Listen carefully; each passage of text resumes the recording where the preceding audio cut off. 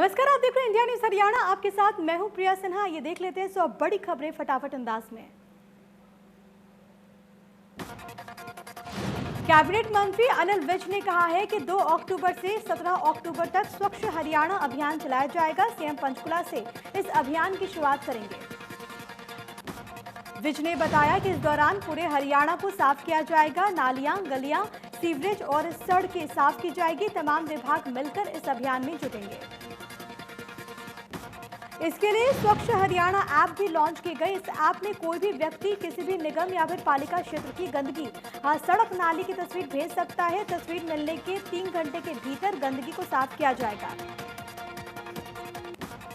स्वास्थ्य मंत्री ने बताया कि इसी तरह खराब ट्यूबवेल और बल्ब की फोटो डालने पर 3 घंटे में उसे बदल दिया जाएगा। 3 घंटे में कार्रवाई न करने पर जिम्मेदार व्यक्ति के अकाउंट से 50 रुपए रोजाना जुर्माना वसूला जाएगा। बीजेपी प्रदेशाध्यक्ष ओपी धनखड़ ने कुरुक्षेत्र में 7 जिलों के मंडल अध्यक्षों के साथ बैठक की। बैठक का उद्देश्य संगठन की नई टीम खड़ी करने के साथ ही साथ संगठन को मजबूत करना, किसान आंदोलन से निपटना, बड़ौदा उपचुनाव को लेकर रणनीति बनाना है। ओपी धनखड़ ने कहा कि बीजेपी किसानों की पक्षधर है और धान बाजरा के एक दाने की खरीद होगी। मंडी ज्यों की त्यों चलेगी, एमएसपी भी रहेगी। धनखड़ ने कांग्रेस पर किसानों को गुमराह करने का आरोप लगाते हुए राहुल गांधी पर तंज कसा। कहा कि माहौल खराब करने का अधिकार किसी के पास नहीं। एक माता अपनी अयोग्य बेटे को प्रधानमंत्री बनाने की लड़ाई लड़ रही है। पराली के मुद्दे पर केंद्र सरकार की राज्य सरकारों के साथ बैठक के बाद प्रकाश जावड़ेकर ने कहा कि बैठक सफल रही। केंद्र सरकार ने प्रदूषण कम करने के लिए कई सारे कदम उठाए। प्रकाश जावड़ेकर ने कहा कि पानीपत, सोनीपत, गुरुग्राम, फरीदाबाद और झज्जर को लेकर हरियाणा सरकार के अधिकारियों को निर्देश दिए गए कि इन हॉटस्पॉट पर क्या करना है। प्रदूषण के खिलाफ केंद्र और राज्य सरकारों के साथ मिलकर लड़ाई जारी रहेगी। प्रकाश जावड़ेकर ने कहा कि सरकार ने 3 राज्यों को 3 साल में लगभग 1700 करोड़ रुपए की मशीन दी है। मशीनों का उपयोग किया जाएगा तो पराली जलाने का संकट नहीं होगा। पूसा के शोध को लेकर भी इस साल ज्यादा ट्रायल किया जाएगा। जावड़ेकर ने कहा कि पोल्यूशन कंट्रोल बोर्ड एक्टिव रहेगा और राज्य सरकारों के साथ मिलकर काम करेगा। सिर्फ पराली जलाना एकमात्र प्रदूषण का कारण नहीं है। ज्यादा प्रदूषण बोर्ड की धूल और कचरे के अप्रबंधन समेत अन्य मुद्दों से होता है। कांग्रेस के पूर्व अध्यक्ष राहुल गांधी और महासचिव प्रियंका गांधी वाड्रा दिल्ली से हाथरस के लिए रवाना हुए। एक्सप्रेसवे के पास राहुल प्रियंका के पैदल मार्च को रोक दिया गया। दोनों नेताओं को गिरफ्तार किया गया। दिल्ली से कुछ दूरी पर जब दोनों नेताओं का काफिला ग्रेटर नोएडा के करीब पहुंचा तो पुलिस ने उन्हें रोक लिया, जिसके बाद राहुल और प्रियंका पैदल ही हजारों कार्यकर्ताओं के साथ हाथरस के लिए रवाना हो गए। पुलिस ने यहां पर दोनों नेताओं को हिरासत में ले लिया। इस दौरान कांग्रेस कार्यकर्ताओं की यूपी पुलिस के साथ झड़प भी हो गई। प्रशासन ने हाथरस की सीमाओं को सील किया गया। उनकी ओर से धारा 144 लगा दी गई है। कांग्रेस के इस पैदल मार्च में राहुल गांधी के साथ राज्यसभा सांसद दीपेंद्र हुड्डा भी शामिल हुए। कांग्रेस नेता रणदीप सुरजेवाला भी इस दौरान साथ रहे। विजय वर्धन बने हरियाणा के नए मुख्य सचिव। राजीव अरोड़ा को गृह सचिव की कमान, संजीव कौशल को बनाया गया राजस्व विभाग का अतिरिक्त मुख्य सचिव। सीएम मनोहर लाल ने नवनियुक्त मुख्य सचिव विजय वर्धन को शुभकामनाएं दी। सीएम ने लिखा कि आपके नेतृत्व में प्रशासन जनता की आकांक्षाओं पर खरा उतरेगा, प्रदेश सुशासन का नया आयाम हासिल करेगा। राष्ट्रपति रामनाथ कोविंद को मुख्यमंत्री मनोहर लाल ने दी जन्मदिन की शुभकामनाएं। सीएम मनोहर लाल ने ट्वीट करते हुए लिखा कि सादा व्यक्तित्व और संघर्षपूर्ण जीवन यात्रा से सार्वजनिक जीवन में आपके अनुभव हमें प्रेरित करते हैं। आपके उत्तम स्वास्थ्य की कामना करता हूं। वहीं राज्यपाल सत्यदेव नारायण आर्य ने महामहिम राष्ट्रपति रामनाथ कोविंद को जन्मदिवस की शुभकामनाएं भेजी। उन्होंने अपने संदेश में कहा कि देश के गरीब और अंतिम पंक्ति में खड़े अंतिम व्यक्ति को सशक्त बनाने में राष्ट्रपति का समर्पण हर देशवासी को प्रेरित करता है। हरियाणा के गृह मंत्री अनिल विज ने राहुल गांधी के हरियाणा दौरे को लेकर हमला बोला। विज ने कहा कि पहले भी पंजाब सरकार 2 बार ऐसी कोशिश कर चुकी है, लेकिन किसी भी कीमत पर वह हरियाणा का माहौल खराब नहीं होने देंगे। विज ने कहा कि राहुल गांधी को हरियाणा में प्रवेश नहीं करने देंगे। अनिल विज ने पूर्व सीएम हुड्डा के बयान को लेकर भी पलटवार किया। विज ने हुड्डा को उल्टा चैलेंज देते हुए कहा कि मुख्यमंत्री को इस्तीफा देने की जरूरत नहीं, बीजेपी का साधारण कार्यकर्ता उनकी चुनौती पूरा कर सकता है। केंद्रीय मंत्री कृष्णपाल गुर्जर ने फरीदाबाद में पत्रकारों को संबोधित किया। इस दौरान उन्होंने कहा कि कृषि बिलों से किसानों को फायदा होगा। उन्होंने ये भी कहा कि तीनों बिल किसान को मजबूत और आत्मनिर्भर बनाएंगे। केंद्रीय मंत्री कृष्णपाल गुर्जर ने कहा कि बिल का विरोध दलाल, बिचौलिए और किसानों को खून पसीने की कमाई को लूटने वाले लोग कर रहे हैं। उन्होंने ये भी कहा कि आने वाले वक्त में किसानों की आय दोगुनी होगी। उन्होंने कहा कि केंद्र सरकार ने सॉइल हेल्थ कार्ड फसल बीमा योजना को लागू किया है। एमएसपी में भारी बढ़ोतरी की गई है, तो साथ ही साथ स्वामीनाथन आयोग की रिपोर्ट को माना गया है। उन्होंने ये भी कहा कि मोदी सरकार ने किसानों की लागत पर 50% मुनाफा दिया है। विपक्ष पर हमला बोलते हुए कृष्णपाल गुर्जर ने कहा कि मोदी सरकार ने यह अहम फैसले किसानों के हित में लिए, जिसके चलते विपक्ष हताश है, निराश है, किसानों के बीच में भ्रम पैदा कर रहा है। केंद्रीय मंत्री राव इंद्रजीत ने भी कृषि कानूनों को लेकर प्रेस कॉन्फ्रेंस की। उन्होंने कहा कि केंद्र सरकार किसानों के हित में काम कर रही है। जो तीनों बिल लाए गए हैं वो किसानों के हित में हैं। राव इंद्रजीत ने कहा कि किसान अब अपनी फसल कहीं पर भी बेच सकता है। अब तक 94% किसानों को एमएसपी का फायदा नहीं मिलता था, लेकिन अब सभी किसानों को एमएसपी का फायदा मिलेगा। राव इंद्रजीत ने आगे कहा कि किसानों की आमदनी बढ़ाने के लिए सरकार ये बिल लेकर आई है। 2022 तक किसानों की आय दोगुनी हो जाएगी। उन्होंने विपक्ष पर भी हमला बोला। राव इंद्रजीत ने कहा कि कांग्रेस किसानों को गुमराह कर रही है। 2013 में कांग्रेस को जनता के हित में काम न करने को लेकर ही छोड़ा था। उन्होंने ये भी कहा कि 2014 के बाद से बीजेपी सरकार ने किसान हित में कई अहम कदम उठाए हैं। रोहतक से सांसद डॉक्टर अरविंद शर्मा ने किसानों से अपील की कि हमें पीएम मोदी पर विश्वास करना चाहिए। पीएम मोदी ने देश की जनता को विश्वास दिलाया कि इनसे ना तो मंडियां खत्म होंगी और ना ही आढ़ती। सांसद ने कहा कि रबी की फसल की खरीद के दौरान भी विपक्षी पार्टियों ने किसानों को बरगलाया था। फिर से विपक्षी पार्टी किसानों को बरगलाने में जुटी हुई है। पीएम मोदी का ये कदम किसानों की आय को दोगुना करने की ओर बढ़ाया गया है।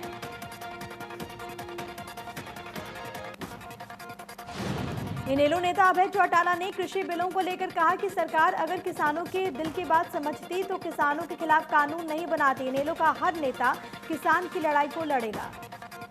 अभय चौटाला ने कहा कि इन बिलों को वापस लेने की मांग को लेकर मैंने खुद कई जिलों के उपायुक्तों को ज्ञापन सौंपा। देश की सरकार और प्रधानमंत्री इन्हें वापस नहीं लेना चाहते। हरियाणा राइस मिलर एसोसिएशन ने सरकार की नीतियों का विरोध करते हुए खरीद न करने को लेकर ऐलान कर दिया। टोहाना में एसोसिएशन प्रधान ने कहा कि जब तक सरकार उनकी मांगें लिखित में नहीं लेगी तब तक धान की खरीद नहीं होगी। एसोसिएशन प्रधान ने कहा कि मिलर सरकार की किसी मौखिक बात पर यकीन करने को तैयार नहीं। जब तक सरकार मांगे लिखित रूप में नहीं लेगी तब तक कोई भी ना जीडी लेगा और ना ही रजिस्ट्रेशन कराएगा। पलवल जिले में धान के साथ बाजरा और कपास की खरीद प्रक्रिया शुरू हो गई है। मार्केट कमेटी के सचिव नरवीर सिंह ने बताया कि खरीद प्रक्रिया के लिए स्थापित किए गए सभी खरीद केंद्र और मंडियों में फसलों की सरकारी खरीद जारी है। सरकार द्वारा बाजरे का समर्थन मूल्य 2150 रुपए प्रति क्विंटल और धान का समर्थन मूल्य 1888 रुपए प्रति क्विंटल निर्धारित किया गया है। बाजरा की खरीद के लिए हरियाणा वेयरहाउस कॉर्पोरेशन को लगाया गया। सोमवार से लेकर शनिवार तक प्रतिदिन बाजरा की खरीद सुचारू रूप से की जाएगी। बाजरे की खरीद केवल उन्हीं किसानों को की जाएगी जिन्होंने मेरी फसल मेरा ब्यौरा पोर्टल पर अपना पंजीकरण करवाया हुआ है। भवानीखेड़ा अनाज मंडी में खरीद पोर्टल न चलने के कारण गेट पास नहीं कट सके, जिसके चलते बाजरे की खरीद शुरू नहीं हो पाई। किसानों में सरकार के प्रति असंतोष देखने को मिला। गोहाना की अनाज मंडी में सरकारी खरीद शुरू हुई, लेकिन फसल में नमी चेक करने की मशीन को लेकर हंगामा हो गया। एक समय में 2 अलग-अलग मशीनों से नमी को चेक किया गया तो अलग-अलग तापमान मिले। मैनेजर का ये कहना है कि मशीन की पूरी जांच करने के बाद ही मंडी में लाया गया था। एक समय में टेम्परेचर चेक करने के दौरान करीबन 6 डिग्री का अंतर पाया गया। इसकी जानकारी उच्च अधिकारियों को देंगे। झज्जर के अनाज मंडी में बाजरे की खरीद शुरू हो गई, लेकिन पहले दिन किसानों को परेशानी हुई। किसानों के पास एनआईसी के भेजे गए मैसेज गलत साबित हो रहे हैं। किसानों ने बताया कि उनको 135 क्विंटल बाजरा मंडी में लाने का मैसेज मिला था, लेकिन गेट पास सिर्फ 40 क्विंटल का ही मिला। मंडी में सुविधाएं भी नहीं दी जा रही। नारनौल में बाजरे की सरकारी खरीद को लेकर जिला उपायुक्त ने साफ तौर पर कह दिया है कि पड़ोसी राज्य राजस्थान और गुजरात में किसी भी कीमत पर यहां पर बाजरा लाकर सरकारी रेट पर नहीं बेच सकते। जिला उपायुक्त ने कहा कि सरकारी नियमों के तहत बाजरे की खरीद की जाएगी। सरकार ने पहले से ही सरकारी पोर्टल पर किसानों का पंजीकरण किया है और इसी आधार पर किसानों की फसल की खरीद की जाएगी। किसानों के अंबाला हिसार हाईवे जाम किए जाने के 24 घंटे बीत जाने के बाद भी मंडी में धान की खरीद अभी शुरू नहीं हो पाई है। किसानों का आरोप है कि सरकार षड्यंत्र के तहत किसानों को बर्बाद करने में जुटी हुई है। सिरसा में धान की कटाई का सीजन शुरू हो चुका है। पराली जलाने को लेकर कृषि विभाग पूरी तरीके से सतर्क है। कृषि उप निदेशक ने कहा कि किसानों को जागरूक किया जाएगा। कृषि उप निदेशक ने यह भी कहा कि किसान फसल अवशेष जलाते पाया जाता है तो उसके खिलाफ कार्रवाई की जाएगी। किसानों से अपील करते हैं कि फसलों के अवशेष को न जलाएं, कृषि यंत्रों पर अनुदान का लाभ उठाएं। जींद के अहिरका गांव का किसान सतबीर पुनिया हरियाणा के किसानों के लिए मिसाल बन गया है। किसान सतबीर सिंह ने थाई एप्पल बेर की बागवानी करके 45 लाख रुपए लगातार प्रतिवर्ष कमाई उन्होंने की है। सतबीर पुनिया हरियाणा के किसानों को समय समय पर नई खेती करके किसानों को जागरूक करने का काम करते रहते हैं। सांगवान के 1 एकड़ में 1000 पेड़ लगाए हैं जो कि 15 सालों में पेड़ बन जाएंगे। अगले 15 सालों में इन पेड़ों से तैयार करके लकड़ी की कीमत 15 करोड़ होगी। सतबीर सिंह ने बताया कि 1 एकड़ में 1000 पौधे लगाए गए जो कि एक साल में 12 से 15 फीट तक बढ़ गए हैं। उन्होंने ये भी बताया कि सांगवान के पौधे महाराष्ट्र मध्य प्रदेश से खरीद कर लाए थे। हरियाणा के हिसार में पहले से सांगवान के पौधे लगाए हैं। प्रजा के गांव सुनपेड़ में बिजली चोरी रोकने गई टीम के साथ कुछ लोगों ने मारपीट की। बिजली कर्मचारी घायल हो गए। कर्मचारियों ने आरोपियों के खिलाफ सरकारी काम में बाधा पहुंचाने, मारपीट करने की शिकायत दी। गांव सुनपेड़ में बिजली विभाग की टीम बिजली चोरी को रोकने के लिए छापेमारी कर रही थी। वीडियोग्राफी भी की जा रही थी। बिजली चोरी पकड़ी गई तो आरोपियों ने कर्मचारियों पर हमला बोल दिया। सिरसा में बकाया बिल वाले उपभोक्ताओं का कनेक्शन काटने गई टीम के साथ मारपीट करने के विरोध में बिजली निगम के कर्मचारियों का धरना लगातार जारी है। कर्मचारियों ने आरोपियों की गिरफ्तारी की मांग को लेकर नारेबाजी भी की है। प्रदर्शनकारियों का ये कहना है कि बीजेपी नेता और अन्य ने मारपीट की, सरकारी काम में बाधा डाली, जान से मारने की धमकी दी। केस दर्ज तो कर लिया गया लेकिन गिरफ्तारी नहीं हुई। बहादुरगढ़ में बेसहारा गोवंश और उत्पाती बंदरों के कारण लगातार हो रहे हादसे को देखते हुए लोगों ने अब कोर्ट का दरवाजा खटखटाया। सेक्टर 6 निवासी बेसहारा गोवंश और उत्पाती बंदरों के मामले को लेकर कोर्ट पहुंचे। केस में बहादुरगढ़ नगर परिषद और झज्जर प्रशासन को पार्टी बनाया गया क्योंकि स्ट्रे कैटल और उत्पाती बंदरों से निजात दिलाने की जिम्मेदारी इन्हीं की है। याचिकाकर्ता का ये कहना है कि लावारिस पशुओं के कारण लोग जान गंवा रहे हैं। स्थानीय निवासी बंदरों के उत्पात से भी परेशान है। बंदर घर में घुसकर सामान उठाकर ले जाते हैं। अगर उन्हें रोकने का प्रयास कोई किया जाता है तो वो उन्हें काट भी लेते हैं। नगर परिषद को कई बार शिकायत दी जा चुकी है।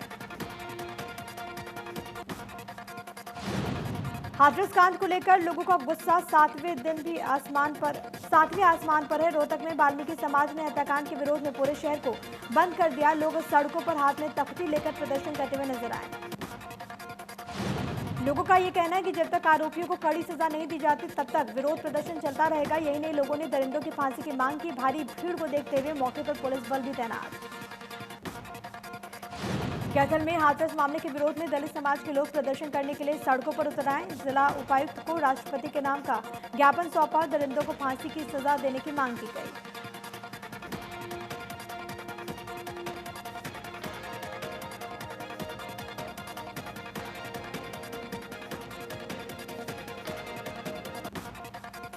लोगों ने जींद बाईपास पर छोटे उड़ान चौक के ऊपर जाम लगाने की कोशिश की। तब पुलिस उनको समझाने लगी तो उन्होंने पुलिस पर पथराव शुरू कर दिया। कई पुलिसकर्मी घायल हो गए।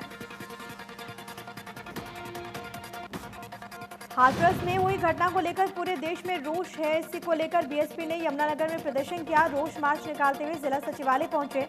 केंद्र और यूपी सरकार के खिलाफ नारेबाजी की। बीएसपी नेताओं ने जिला प्रशासन को राष्ट्रपति के नाम ज्ञापन सौंपा। मांग की कि हाथरस घटना के सभी आरोपियों को फांसी की सजा मिले, पीड़ित परिवार को इंसाफ मिले।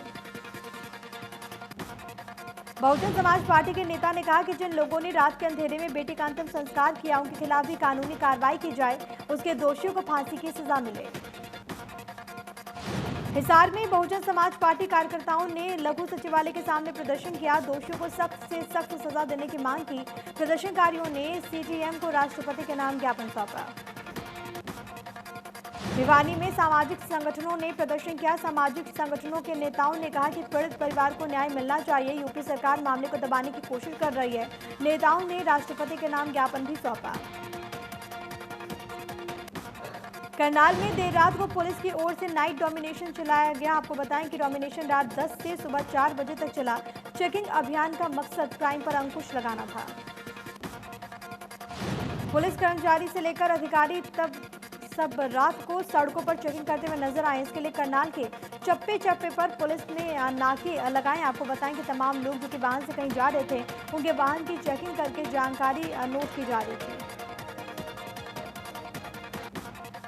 फरीदाबाद में 8 साल की मासूम बच्ची को पड़ोसी ने हवस का शिकार बना दिया। बच्ची को गंभीर हालत के चलते दिल्ली के सफदरजंग अस्पताल रेफर कर दिया गया। पुलिस ने आरोपी को काबू किया। कैथल की महादेव कॉलोनी में युवक ने पत्नी के बॉयफ्रेंड, पुलिस और ससुराल पक्ष से प्रताड़ित होकर सुसाइड कर ली। सुसाइड नोट में युवक ने अपनी मौत का जिम्मेदार इन्हीं लोगों पर लगाया। आरोप है कि मृतक की पत्नी के नाजायज संबंध थे, जिसे लेकर पति और पत्नी में तकरार रहने लगी।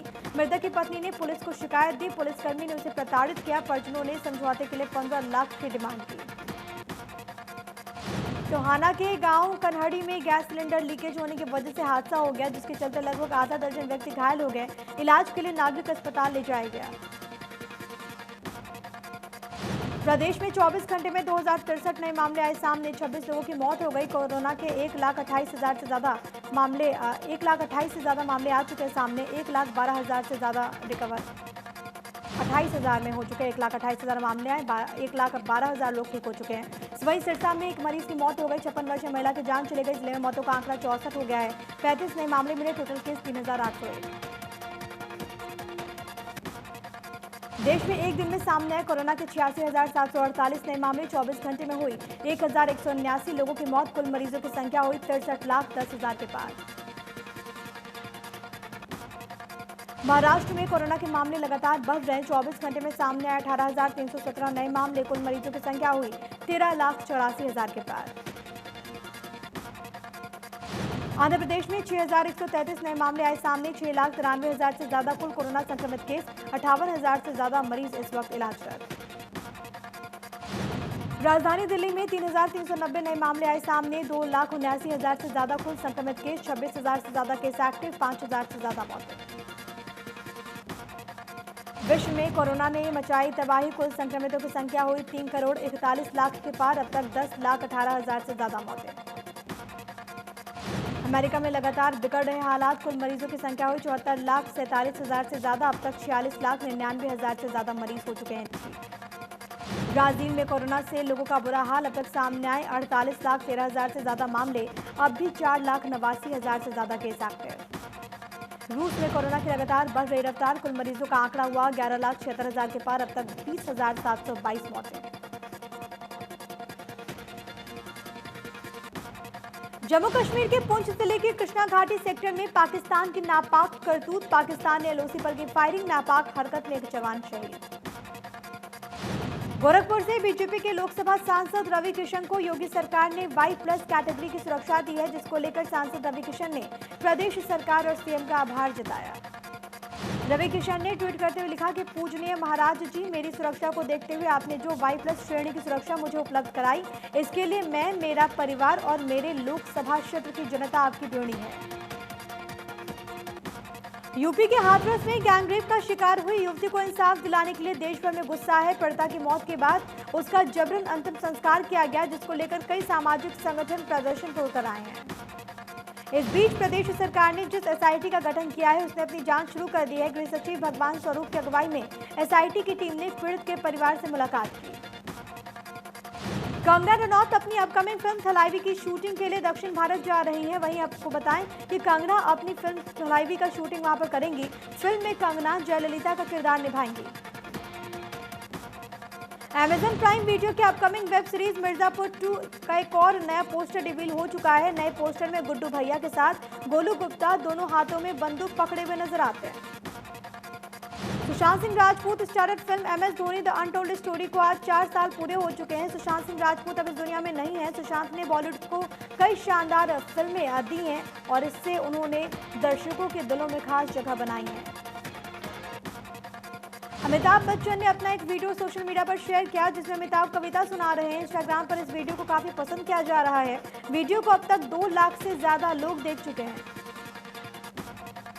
सलमान खान की अपकमिंग फिल्म राधे यो मोस्ट वांटेड भाई की शूटिंग 2 अक्टूबर से करजत के NG स्टूडियो में शुरू होने वाली है। फिल्म को प्रभु देवा डायरेक्ट कर रहे हैं। सलमान, दिशा पाटनी, रणदीप हुड्डा, जैकी श्रॉफ जैसे सितारे फिल्म में नजर आएंगे।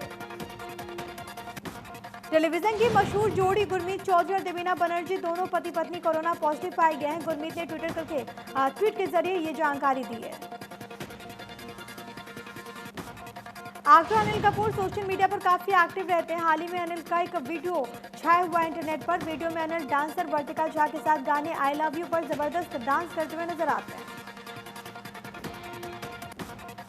अक्षय कुमार और कियारा आडवाणी की अपकमिंग फिल्म लक्ष्मी बम OTT platform Disney plus Hotstar के साथ सिनेमाघरों में भी 9 नवंबर को रिलीज होगी। सरकार की नई गाइडलाइंस के चलते सिनेमाघरों में 50% लोग ही मौजूद हो सकते हैं। एक्ट्रेस रकुलप्रीत सिंह का एक थ्रोबैक डांस वीडियो छाया हुआ है जिसमें रकुल कोरियोग्राफर मेल्विन लुइस के साथ हॉली हॉली सॉन्ग पर जबरदस्त डांस कर रही है। एक्ट्रेस कटरीना कैफ एक डांस वीडियो का काफी धमाल मचा रहा है जिसमें कटरीना हुस्न पर्सन सॉन्ग पर जबरदस्त अंदाज में डांस कर रही हैं। 56,000 से भी ज्यादा व्यूज इस वीडियो को मिल चुके हैं।